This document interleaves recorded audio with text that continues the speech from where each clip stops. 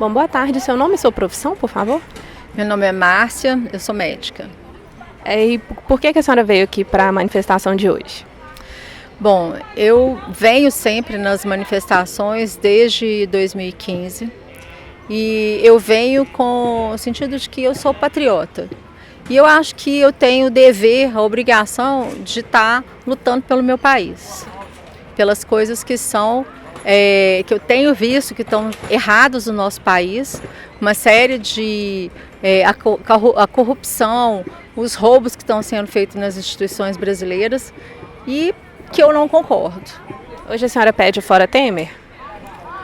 Olha, eu acho que nós estamos passando por um momento político extremamente difícil. Por quê? Nós tivemos o fora Dilma. Na época do fora Dilma, a gente teve uma necessidade realmente do impeachment porque o país estava caminhando para a bancarrota, né? Nós já estávamos com o país já quebrado, assim, você vê a quantidade de empresas que saíram do país, a quantidade de pessoas que ficaram desempregadas ao longo desse tempo, né, do governo Dilma, foi uma quantidade enorme. Hoje a gente tem 13 milhões de desempregados, que foi a última vez que eu ouvi falar em noticiários sobre a quantidade de desempregados que tem no país. Então, assim, a gente está num momento extremamente difícil do país. E a gente sabe que os governos socialistas, comunistas, que têm regimes totalitários, então, em todos os lugares isso não deu certo. A gente está vendo Venezuela, Cuba, né? Quem que quer viver com $50 por mês? Eu não quero, você quer? Entendeu? É impossível. E não ter direito à propriedade, entendeu?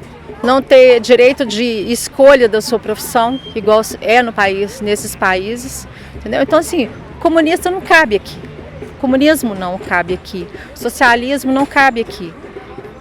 Eu acho que a gente precisa de ter uma maneira de governabilidade, mas sem corrupção. Eu não sou a favor das diferenças sociais do jeito que elas estão, mas eu creio que nosso país seria totalmente diferente se os nossos políticos, se os nossos empresários não tivessem roubado da maneira que eles roubaram, né? A gente vê, eu tenho lido e tenho visto reportagens falando da questão do desvio de dinheiro público nessas obras dessas grandes empreiteiras. A gente sabe que é falado, inclusive, no Senado, a gente vê discursos dos próprios políticos que estão lá dentro falando que há desvio na Previdência Social, que o dinheiro está sendo desviado para coisas que não são da Previdência Social, né? E a gente tem visto isso nas próprias filmagens da TV Senado, nos próprios debates políticos. Então, a gente está vendo que a corrupção é uma doença, né? É uma peste nesse país. A gente vê na área de saúde. Eu trabalho no serviço público e trabalho há 22 anos no serviço público. Trabalhei todos os anos depois da minha formatura, eu sempre trabalhei em serviço voluntário. Onde você vai? Entendeu? Então, assim, todos os anos da minha vida eu trabalhei, eu doei pelo menos um dia da minha semana com serviço voluntário, porque eu acho que é minha obrigação de patriota, é um dever de solidariedade com os outros brasileiros, sabe? E eu vou para o meu trabalho, eu estou lá chego disposta para poder atender o que for necessário, o que o paciente precisar. E o que a gente vê é que as pessoas não têm um acesso no serviço de saúde do jeito que eles deveriam ter, porque o nosso sistema de saúde simplesmente ele foi programado para ser um serviço de saúde onde o paciente teria um acesso e ele teria uma qualidade de atendimento no atendimento primário, que seriam os postos-saúde, e ele não tem acesso. Aí o paciente precisa de exames, precisa de ter acesso a um serviço que dê para ele exames de maior complexidade, ele não tem acesso. Então, no final das contas, o paciente vai muito doente, muito grave, e chega no pronto-socorro. Então, assim, eu trabalho no pronto-socorro há 22 anos e eu vejo que o resultado da saúde que está péssima dos nossos brasileiros é tudo isso. Falta de saúde básica. Então, assim, o paciente não consegue medicação e não consegue acesso à saúde. Então, assim, a nossa saúde foi aos poucos sendo destruída. Por quê?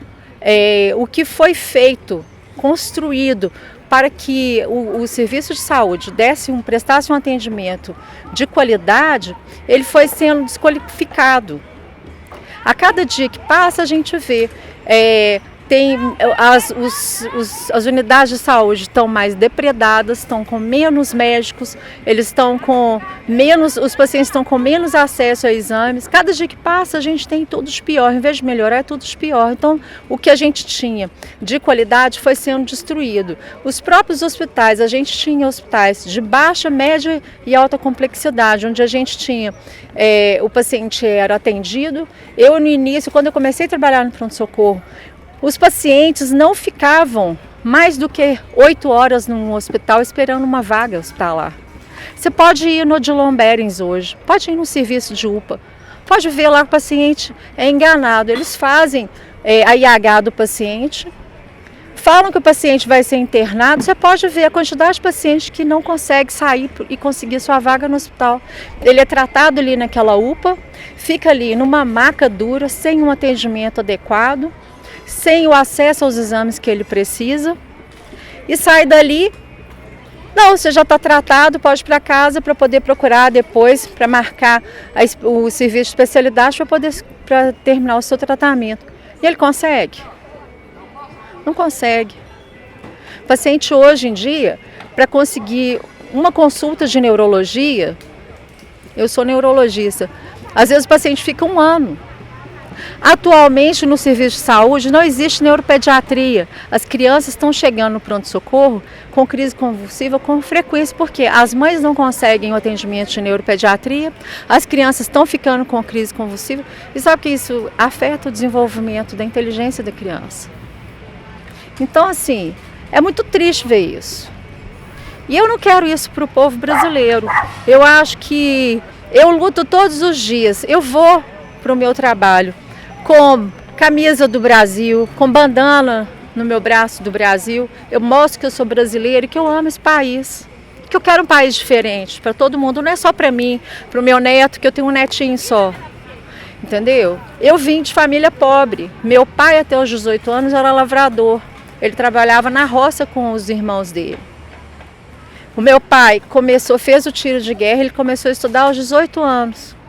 Foi estudar, fez um curso, foi ser contador, depois passou no concurso do Banco do Brasil e trabalhou assim a vida inteira dele. E assim ele ajudou os irmãos dele e ajudou a família toda a crescer.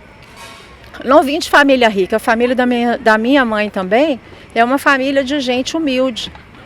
E nem por isso, nós sempre honramos o nosso nome e primamos pelo trabalho. E tudo que a gente conseguiu na vida, a gente conseguiu porque a gente lutou muito. Não foi fácil, eu perdi a minha mãe aos 17 anos. E nem por isso eu deixei de lutar e de querer ter um futuro melhor. Então eu acho que assim, essa desculpa de vítima não cola comigo, entendeu? Ninguém nesse país que queira ser alguém é impedido de conseguir ser alguém. Entendeu? Se você quiser, você consegue. A gente vê diversos exemplos de pessoas humildes que conseguiram vencer. Eu acho que isso é importante. A senhora falou sobre saúde e educação no Brasil, né, os problemas. Cuba, por exemplo, a senhora falou também sobre socialismo, comunismo e como isso não cabe aqui. Cuba é conhecido por ser referência em saúde e educação, né? O que a senhora tem a dizer sobre isso? O socialismo, o comunismo, seja lá o que for, deu errado em todos os lugares e por isso daria errado aqui? Olha, se Cuba tem um exemplo de cultura na questão da saúde, da educação, esse modelo não foi seguido no Brasil, com certeza. Porque o que a gente vê são as crianças sendo passadas de ano na escola sem elas saberem nada, são analfabetos funcionais. Tem criança que mal sabe escrever o nome. E manda depois para a neurologia, eles mandam para a neurologia para falar que a criança tem TDAH, que é um transtorno de déficit de atenção.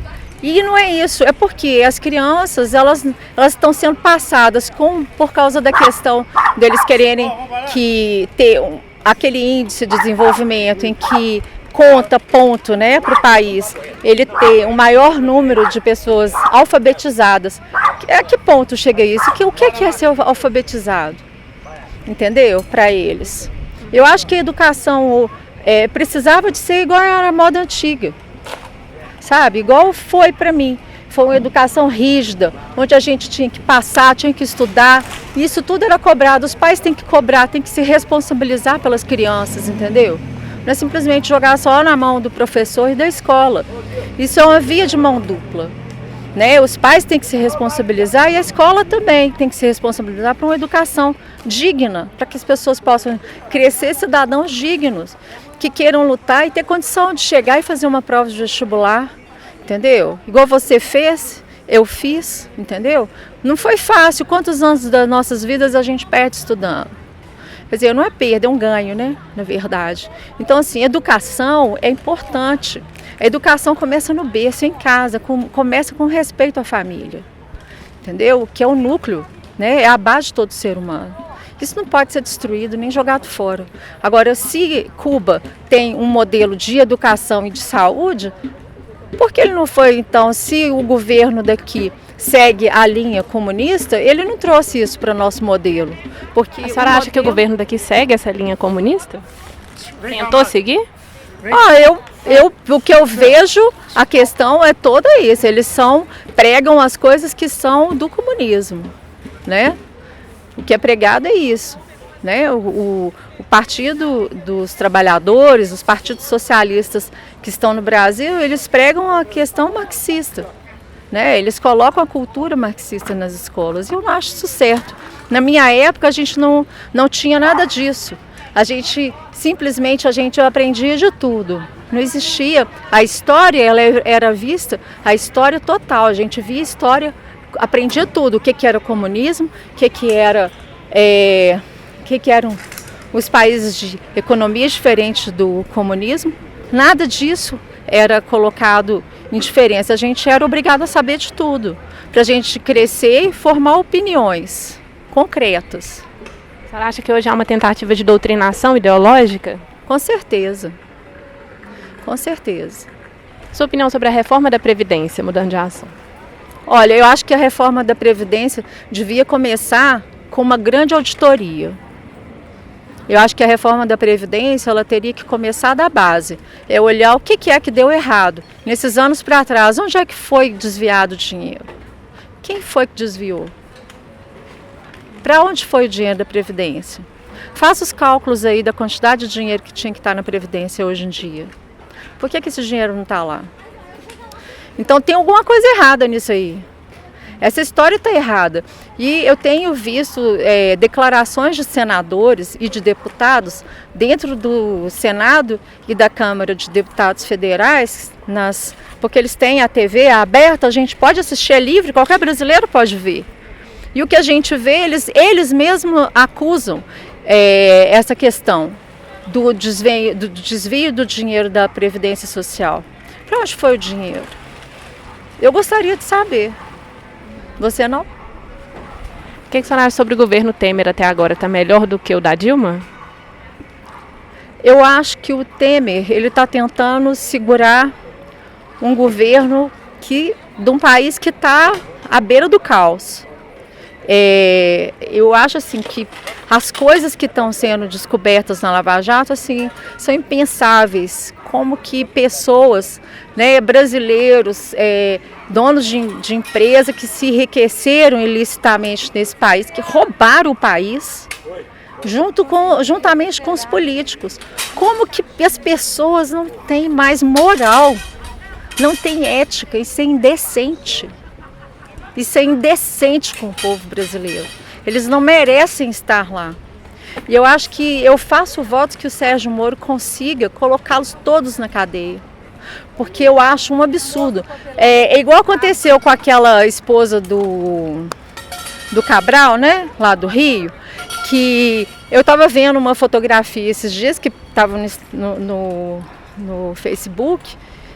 Que as pessoas estavam colocando, e eu achei muito pertinente a questão, por que ela foi liberada para ir para casa? Os filhos, um de 14 anos e outros acho que de 11 anos. e as outras presas com as crianças dentro da cadeia. Acho isso um absurdo. Por que essa diferença? Eu não aceito essa diferença. A lei, ela tem que ser igual para todos. Nós estamos sobre a lei. Se você cometer alguma coisa, fizer algum ato ilícito, você vai ser caçada, eles vão te chamar, você vai ser punida. Por que para esse povo? Porque eles têm conluio político, eles estão lá conchavados com os outros lá. Por que não tem lei para eles? Eu não aceito essas diferenças. Em 2018, assim, quem a senhora votaria e em quem não votaria de jeito nenhum? Em Lula eu não voto de jeito nenhum, porque eu não quero a volta, eu não quero retrocesso, eu não quero esse homem nunca mais aqui no nosso país em cargo público nenhum. Eu acho que ele tinha que estar na cadeia, eu não sei nem por que ele não está na cadeia ainda. E se ele vencer, a senhora aceitaria o resultado ou não? Não, não vou aceitar jamais. Eu estou aqui lutando, eu venho em todas as manifestações, eu estou aqui para isso. Eu estou aqui para falar, eu falo na minha família, eu falo com os meus amigos, onde eu vou, eu estou falando sobre isso.